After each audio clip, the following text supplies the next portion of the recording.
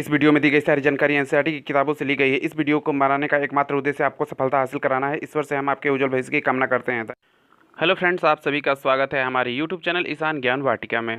दोस्तों, ये पर्यावरण से संबंधित हमारी दूसरी वीडियो है। यदि आपने अब तक हमारे चैनल को सब्सक्राइब नहीं किया है तो हमारे चैनल को सब्सक्राइब कर ले और घंटे के ऑल नोटिफिकेशन वाले ऑप्शन पर क्लिक कर ले ताकि आगे आने वाली हमारी वीडियो आपको समय से मिलती रहे। दोस्तों, यदि आप पिछले वर्ष के प्रश्न पत्र को उठाकर देखेंगे तो आप देखेंगे कि सी-टेट की परीक्षा में जानवरों से भी काफ़ी प्रश्न पूछे गए हैं और ये सारे प्रश्न एनसीईआरटी की किताब से लिए गए हैं। तो आज क्या हमारा टॉपिक जानवरों से ही संबंधित है। तो चलिए आज हम जानवरों की विशेषताओं के बारे में जानेंगे। दोस्तों, जो जानवरों की मुख्य विशेषता होती है वो यहाँ पर दी गई है।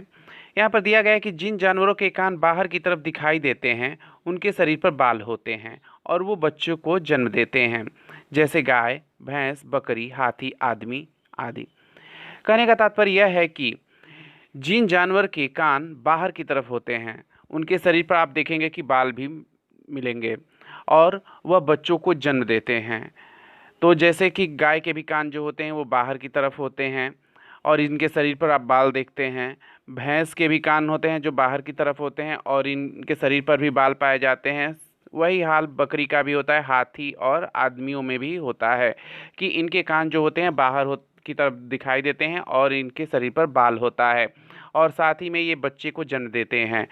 दूसरी बात यह है कि जिन जानवरों के कान बाहर की तरफ नहीं निकले होते हैं उनके शरीर पर बाल नहीं होता है और वो अंडे देते हैं, जैसे छिपकली, पक्षी, मुर्गी आदि। आप ध्यान दीजिएगा कि जिन जानवरों के कान आपको बाहर की तरफ दिखाई नहीं देते हैं वो अंडे देते हैं और उनके शरीर पर बाल नहीं होते हैं। आप यदि पक्षियों को देखेंगे तो उनके शरीर पे पंख होते हैं, बाल नहीं होते हैं। उनको आप लोग बाल मत समझिएगा, वो पंख होते हैं और उनके शरीर पे बाल नहीं होते हैं। जैसे छिपकली के भी शरीर पे बाल नहीं होते हैं, पक्षियों के शरीर पे भी बाल नहीं होते हैं, उनके पंख होते हैं और वही हाल मुर्गी का भी होता है। तो इनके कान बाहर की तरफ दिखाई नहीं देते हैं और इनके शरीर पे बाल नहीं होते हैं, तो इनकी यह पहचान है कि ये अंडे देते हैं। यहाँ पर जो पहला हमारा जानवर है वह है हाथी। हाथी की विशेषता यह है कि हाथी हमेशा झुंड में रहते हैं। हाथी कैसे रहते हैं? तो हमेशा ये झुंड में रहते हैं। आप इमेज में यहाँ पर देख भी सकते हो कि ये झुंड में कैसे हैं। उसके बाद दिया है कि हाथी के कान पंखे की तरह होते हैं। जब उनको गर्मी लगती है तो उन्हें हिलाकर अपने शरीर को ठंडक पहुँचाते हैं। कहने का तात्पर्य यह है कि हाथी के कान आप सभी लोग देखे ही होंगे कि जो बड़े बड़े पंखे की तरह होते हैं और जब भी उनको गर्मी लगती है तो वो उसको हिला करके अपने शरीर को ठंडक देते हैं। नीचे यह है कि एक बड़ा हाथी एक दिन में 100 किलो से ज़्यादा पत्ते खा लेता है। एक जो बड़ा हाथी होता है, एक वयस्क हाथी, युवा हाथी जो होता है वह एक दिन में मतलब 24 घंटे में 100 किलो से ज़्यादा पत्ते खा लेता है। यह प्रश्न पिछले सी-टेट में पूछा गया था कि एक वयस्क हाथी एक दिन में कितना पत्ते खा लेता है। तो यह एक दिन में 100 किलो पत्ते खा लेता है। आगे देखिए, एक बड़ा हाथी 4 घंटे ही सोता है। हाथी को केला बहुत पसंद है। यहाँ पर ध्यान दीजिएगा कि आप ये मत सोचिएगा कि हाथी बड़ा है तो वह ज़्यादा नींद लेता होगा, लेकिन ऐसा नहीं है। एक जो बड़ा हाथी होता है वह दिन भर में 4 घंटे ही सोता है और बाकी दिन वह अपना खाने में बिताता है। और सबसे जो हाथी का मनपसंद भोजन है वह है केला। वह केले को बड़े चाव से खाता है। फिर यहाँ पर दिया है कि बुजुर्ग हथनी झुंड की नेता होती है। आप देखोगे कि जो हाथियों का झुंड होता है उसमें जो सबसे बूढ़ी हथनी होती है, फीमेल हाथी जो होता है वही क्या होता है, उस झुंड का नेता होती है। ठीक ना। आगे देखिए, फिर है कि एक झुंड में 10 से 12 हथनियाँ व बच्चे होते हैं। झुंड हथनियों का होता है, हाथी का नहीं। ये भी एक ध्यान देने वाली बात होती है कि जो हाथियों का झुंड होता है वह केवल फीमेल हाथियों का होता है। उसमें 10 से 12 हाथियाँ होते हैं, मतलब हथिनियाँ होती हैं और उनके साथ में बच्चे होते हैं। हाथी जो मेल हाथी होते हैं वो झुंड में नहीं रहते, वो अकेले अकेले रहते हैं। झुंड जो होता है वो हथिनियों का होता है और उनके छोटे बच्चों का होता है। फिर यहाँ पे नीचे दिया है कि हाथी 14 से 15 साल तक झुंड में रहते हैं, उसके बाद वह झुंड छोड़कर चले जाते हैं। जो बच्चे हाथी होते हैं, जो मेल हाथी होते हैं, जो बच्चे होते हैं वो 14 से 15 साल ही उस झुंड में रहते हैं और उसके बाद वह छोड़कर झुंड को चले जाते हैं और वह अपना दूसरा झुंड बनाते हैं। फिर नीचे है कि 3 महीने के हाथी के बच्चे का वजन 200 किलो अर्थात 2 कुंतल होता है। तो इतना ध्यान रखिएगा कि यहाँ पर आपसे पूछा जा सकता है, कुंतल में भी पूछा जा सकता है और किलो में भी पूछा जा सकता है। तो आप सभी को मालूम है कि 1 कुंतल बराबर 100 किलो के होता है, तो 2 कुंतल बराबर 200 किलो हो जाएगा। तो यहाँ पर ऐसे पूछा जा सकता है कि 3 महीने के हाथी के बच्चे का वजन क्या होता है। तो आप हमेशा ध्यान रखिएगा कि यदि किलो में पूछ रहा है तो 200 किलो और यदि कुंतल में पूछ रहा है तो 2 कुंतल। तो ये बात हमेशा याद रखिएगा आप लोग। फिर नीचे है कि हाथी को पसीना नहीं आता है। हाथी उतना बड़ा जानवर है लेकिन फिर भी उसको पसीना नहीं होता है। यह पृथ्वी पर स्थल मंडल का सबसे बड़ा स्तनधारी प्राणी है। स्तनधारी प्राणी मतलब यह अपने बच्चे को दूध पिलाता है। यह अपने बच्चे को दूध पिलाता है, इसलिए इसे स्तनधारी कहा जाता है। और यह पृथ्वी मंडल मतलब यह जमीन पर रहने वाले सभी जानवरों में सबसे बड़ा जानवर है और इसको पसीना नहीं आता है। फिर नीचे है कि हाथी अपने शरीर को ठंडक पहुंचाने के लिए पानी और कीचड़ में खेलता है। आपने देखा होगा अक्सर कि हाथी जो होते हैं वो पानी में और कीचड़ में लौटते रहते हैं। तो वो ऐसा नहीं कि उनको अच्छा लगता है, वो अपने शरीर को ठंडक पहुंचाने के लिए ऐसा करते हैं। फिर आगे देखते हैं सांपों की विशेषताएं में दिया है कि भारत में केवल 4 तरह के जहरीले सांप होते हैं। तो भारत में जो 4 तरह के सांप होते हैं हम उनको चित्र के माध्यम से भी आपको दिखा रहे हैं कि आप उस सांपों को देख करके पहचान जाइए कि वो कौन कौन से सांप हैं जो 4 तरह के हैं और वो भारत में पाए जाते हैं और वो जहरीले हैं। तो जो सबसे पहला सांप है वह है नाग, जिसको इंग्लिश में कोबरा कहा जाता है। जो कोबरा यहाँ पे आप देख सकते हैं चित्र में कि ऐसे ही ये कोबरा होता है, इसका फन होते हैं। ये जब भी वो अपने सर को उठाते हैं तो एक मतलब चौड़े से इनके गर्दन के पास इनका जो स्किन होता है फैल जाता है, जिसको फन कहते हैं। तो ये ऐसा होता है और यह भी बहुत जहरीला होता है। दूसरे नंबर पे आता है करैत। आप देखिए करैत को जो भारत का सबसे जहरीला सांप माना गया है और इसके फन नहीं होते हैं लेकिन यह बहुत जहरीला होता है और ये अक्सर रात के समय में निकलता है। ये रात्रिचर प्राणी होते ही हैं लेकिन ये साइलेंट किलर कहा जाता है इसको और ये भारत का सबसे जहरीला सांप है। तो आप देख सकते हैं कि एक करैत सांप यहाँ पे है। ठीक। फिर तीसरे नंबर पे जो आता है वो है दुबोइया। दुबोइया को इंग्लिश में रसल वाइपर कहा जाता है। रसल वाइपर भी बहुत ज़्यादा जहरीले होते हैं और यह भी भारत के जहरीले सांपों में इनका नंबर तीसरे स्थान पर आता है। तो आप यहाँ पे देख सकते हैं कि रसल वाइपर यहाँ पे दिया गया है। चौथे नंबर पर आता है अफाई। अफाई को सॉ स्केल्ड वाइपर कहा जाता है। तो आप यहाँ पर ये भी देख सकते हैं कि ये कुछ आपका जो है रसल वाइपर से मिलता जुलता है लेकिन इसको सॉ स्केल्ड वाइपर कहा जाता है और ये भारत का सबसे खतरनाक चौथे नंबर का सांप है। तो यही 4 सांप जो होते हैं जो भारत में सबसे जहरीले प्रजाति के हैं। इनके बारे में हम कुछ विशेष जानकारियाँ देख लेते हैं। नीचे दिया गया है कि सांप काटने की जो दवा होती है उसे सीरम कहते हैं। सांप काटने की जो दवा होती है उसे सीरम कहते हैं। तो दिया है कि सांप काटने की जो दवा है वो सांप के जहर से बनती है। जो सांप काटता है तो उसको उस समय जो मरीज को दवा दी जाती है तो वह सांप के जहर से ही बनाई जाती है। फिर नीचे दिया है कि सांप के 2 खोखले दांत होते हैं जिसके द्वारा वह जहर छोड़ता है।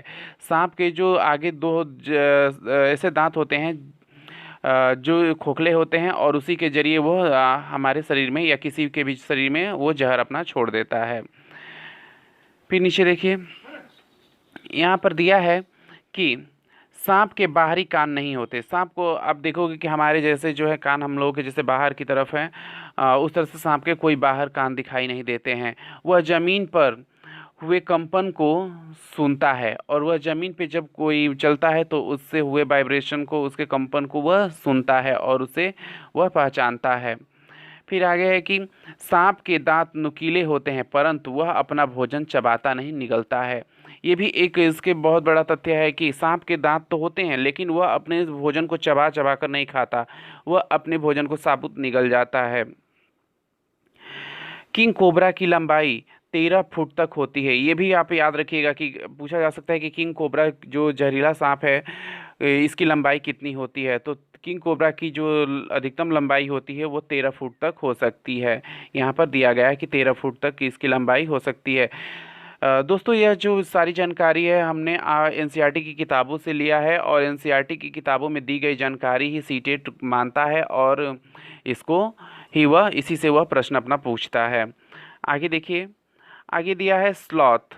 स्लॉथ की विशेषताएं आप देख सकते हैं कि स्लॉथ कैसा है। यह देखने में तो कम लगभग लगभग भालू की तरह ही मिलता जुलता है, लेकिन यह पेड़ों पे रहता है। दिया है नीचे इसकी विशेषताएं हैं कि स्लॉथ भालू के जैसा दिखने वाला जानवर है।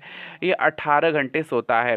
ये इसके बारे में बहुत ही महत्वपूर्ण मतलब तथ्य है कि इसको याद रखना होगा कि स्लॉथ जो है वह कैसा दिखता है। तो यह भालू की तरह दिखता है, और वह कितने घंटे सोता है, 24 घंटे में वो कितने घंटे सोता है, तो 18 घंटे सोता ही रहता है। यह सबसे आलसी जानवर है। यह 40 साल तक जीते हैं, मतलब यह 40 वर्ष तक जीते रहते हैं। फिर नीचे दिया है कि यह अपने पूरे जीवन काल में 4 से 6 पेड़ों की पत्तियां खा पाते हैं। यह इतना आलसी है कि यह एक पेड़ पे जब जाता है तो उसकी सारी पत्तियां खाने के बाद ही यह दूसरे पेड़ पे जाने का कष्ट करता है। जैसे कि आप देख ही रहे हो कि यह 24 घंटे में 18 घंटे सोता है, और जब ये जागता है तो उस जिस पेड़ पे रहता है तो उसी पेड़ की पत्तियों को यह खाता है, और ये 40 वर्ष तक जीता है। और जब यह एक पेड़ की पत्तियां खा लेता है और उसकी पूरी पत्तियां पूर्णतः समाप्त कर लेता है, तभी यह दूसरे पेड़ों पे जाता है। तो यह अपने पूरे जीवन काल में 4 से 6 पेड़ों की ही पत्तियां खा पाता है। दोस्तों, अगला जो जानवर है वह है बाघ, और बाघ की विशेषताएं कुछ इस प्रकार से है। बाघ अपने शिकार की बिल्कुल सही स्थिति हवा के द्वारा मूंछों के कंपन से नाप लेता है, जिससे उसे अंधेरे में रास्ता ढूंढने में मदद मिलती है। बाघ जो होता है वह हवा के द्वारा अपने मूंछों के माध्यम से अपने शिकार को रात में भी ढूंढ लेता है कि वह कहाँ पर स्थित है, और जिससे वह अंधेरे में भी वहाँ तक पहुँचने का रास्ता ढूंढ निकालता है। अगली जो विशेषता है बाघ की, वह है बाघ की अंधेरे में देखने की क्षमता 6 गुना ज़्यादा होती है। मतलब जो बाघ होते हैं वह हमसे 6 गुना ज़्यादा बेहतर अंधेरे में देख सकते हैं। बाघ की रफ्तार 65 किमी पर घंटे होती है। मतलब बाघ जो होता है वह 65 किमी पर घंटे की रफ्तार से दौड़ सकता है। मादा बाघ का गर्भकाल 3 महीने 15 दिन का होता है, मतलब 3.5 महीना। बाघ जो माता बाघ होती है उनका गर्भकाल होता है, जो बच्चे देने की जो क्षमता होती है वह 3.5 महीने की होती है, मतलब 3 महीने 15 दिन की होती है। नीचे है कि बाघ दिवस हम प्रत्येक वर्ष 29 जुलाई को मनाते हैं। मतलब बाघ दिवस जो है वह प्रत्येक वर्ष 29 जुलाई को मनाया जाता है। नीचे है बाघ भारत के साथ बांग्लादेश और मलेशिया का भी राष्ट्रीय पशु है। जैसे यदि आपसे पूछ दिया जाए परीक्षा में कि भारत के अलावा बाघ किन किन देशों का राष्ट्रीय पशु है, तो आप हमेशा याद रखना बांग्लादेश और मलेशिया का राष्ट्रीय पशु है। बाघ की औसत आयु लगभग 26 साल होती है। बाघ की जो जीने की औसत आयु होती है वह 26 साल होती है। बाघ की अधिकतम आवाज़ 18 हर्ट्ज होती है, जिसको 3 किमी की दूरी से सुना जा सकता है। बाघ 30 मीटर लंबा और 12 फीट ऊंची छलांग लगा सकता है। बाघ के बच्चे का वजन 500 ग्राम से 1500 ग्राम हो सकता है। बाघ के जो बच्चे का वजन होता है वो 500 ग्राम से 1500 ग्राम हो सकता है। बाघ अलग अलग मौक़ों पर अलग अलग आवाज़ें निकालते हैं। मतलब कहने का तात्पर्य यह है कि बाघ को यदि शिकार करना होता है तो उस समय वो अलग किस्म की आवाज़ निकालता है, और जब वह अपने बच्चे को बुलाती है मादा बाघ तो उस समय कुछ अलग आवाज़ निकालती है, या फिर अपने साथी मित्रों को बुलाना होता है तो उस समय के लिए वह अलग अलग आवाज़ें निकालती हैं। फिर यहाँ पे नीचे दिया है कि हवा से जब पत्ते हिलते हैं और शिकार की वजह से जब झाड़ियाँ हिलती है तो इन दोनों आवाज़ों में हुए अंतर को बाघ आसानी से पहचान लेता है। मतलब बाघ की जो पहचानने की क्षमता होती है कि पत्ते हवा से हिल रहे हैं या किसी शिकार के माध्यम से हिल रहे हैं, तो इन दोनों आवाज़ों को वह आसानी से अंतर करके पहचान लेता है कि वह शिकार है या हवा है।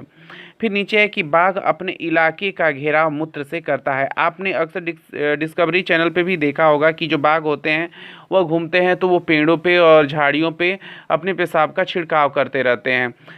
तो वह इसलिए करते हैं कि वो अपने एरिया का घेराव करते हैं, जिसको वो सूंघ करके पता कर सकते हैं कि हाँ यहाँ पर कोई दूसरा बाघ आया है कि नहीं आया है। फिर अगला जो जानवर है वह है गिलहरी। गिलहरी की विशेषता यह है कि गिलहरी के दांत हमेशा बढ़ते रहते हैं, लेकिन कुतरने से घिसकर छोटे हो जाते हैं। अक्सर बच्चे इस प्रश्न में गलतियां करते हैं, वो चूहे के ऑप्शन पे टिक लगा देते हैं कि चूहे के दांत हमेशा बढ़ते रहते हैं। लेकिन एनसीईआरटी का यह मानना है कि गिलहरी के दांत हमेशा बढ़ते रहते हैं और यह हमेशा कुतरती रहती है कोई चीज़ों को, तो इससे इसके दांत छोटे हो जाते हैं। तो ये हमेशा ध्यान रखना, चूहे के ऑप्शन पे टिक नहीं करना है, आपको गिलहरी के ऑप्शन पे टिक करना है, क्योंकि गिलहरी के जो दांत होते हैं वो हमेशा बढ़ते हैं और जो कुतरने के कारण घिस करके छोटे हो जाते हैं। दोस्तों अगला जो जीव है वह है रेशम कीट। रेशम कीट की यह विशेषता है कि रेशम कीट, जिसे सिल्क वर्म कहा जाता है, अपनी मादा को दूर से ही पहचान लेता है। कहने का तात्पर्य यह है कि जो रेशम के कीड़े होते हैं वह मादा को दूर से ही पहचान लेते हैं। और इनकी एक और विशेषता है कि इसे शहतूत के पेड़ पर पाला जाता है। जो ये रेशम के कीट होते हैं इनको शहतूत के पेड़ पर पाला जाता है। यदि आपको प्रश्न में पूछ लिया जाए कि वह कौन से ऐसे कीड़े हैं जो अपनी मादा को दूर से ही पहचान लेते हैं, तो आप हमेशा याद रखना वह है सिल्कवॉर्म, जिसे हम लोग रेशम के कीड़े कहते हैं। और इनकी यह विशेषता है कि यह शहतूत के पेड़ पर पाले जाते हैं। कुछ अन्य जानकारियों को भी हम जान लेते हैं। नीचे दिया गया है जिसको आप हमेशा याद रखिएगा। जिराफ 2 घंटे, गाय 4 घंटे, हाथी 4 घंटे, शेर 8 घंटे, बिल्ली 12 घंटे, अजगर 18 घंटे तक सोते हैं।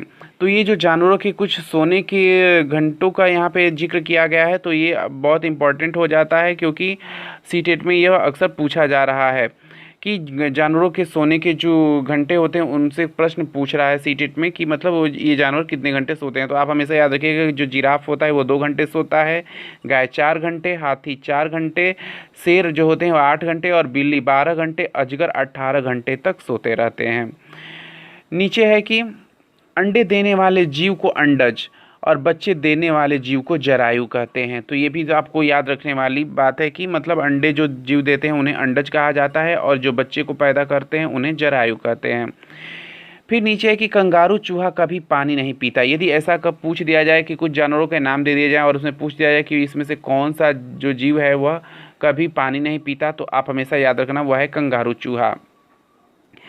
फिर नीचे है कि छिपकली, मेंढक, सरीसृप सर्दी से बचने के लिए शीत निद्रा में चले जाते हैं।